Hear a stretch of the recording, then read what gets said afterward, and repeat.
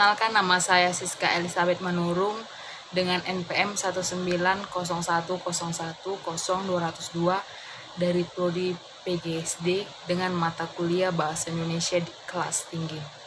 Baiklah, saya akan menjelaskan tentang pembelajaran menulis di kelas tinggi. Nah, menulis adalah kegiatan mengungkapkan gagasan, pikiran, pengalaman, dan pengetahuan ke dalam bentuk catatan. Nah, di dalam menulis itu terdapat tujuan dan fungsinya. Tujuan menulis adalah respon yang diharapkan penulis yang dapat diterima oleh pembacanya. Dan fungsi menulis adalah sebagai alat komunikasi tidak langsung antara penulis dan pembacanya. Jenis-jenis menulis di kelas tinggi. Yang pertama yaitu eksposisi. Eksposisi itu menjelaskan atau mengevaluasi sebuah persoalan. Yang kedua, deskripsi.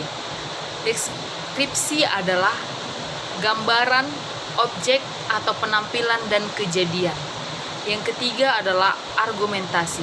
Argumentasi adalah karangan yang membuktikan kebenaran atau ketidakbenaran dari sebuah pernyataan. Yang keempat adalah narasi, adalah peristiwa atau kejadian fakta maupun rekaan atau fiksi.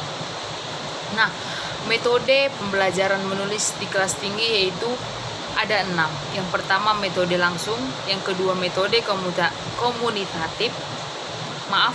metode komunikatif, yang ketiga metode integratif, yang keempat metode tematik, yang kelima metode konstruktivistik, dan yang keenam metode kontekstual.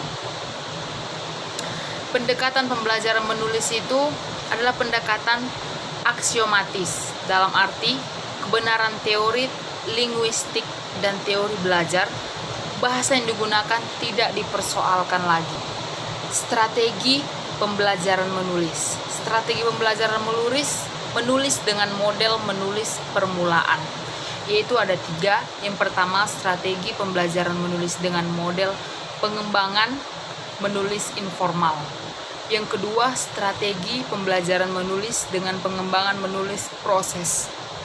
Yang ketiga, strategi pembelajaran menulis dengan model menulis lintas keterampilan berbahasa.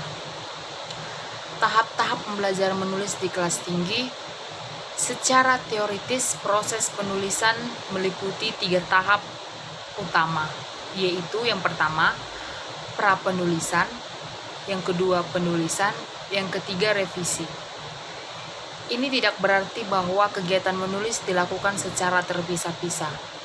Pada tahap pra-penulisan, kita membuat persiapan-persiapan yang akan digunakan pada penulisan, dengan kata lain, merencanakan karangan.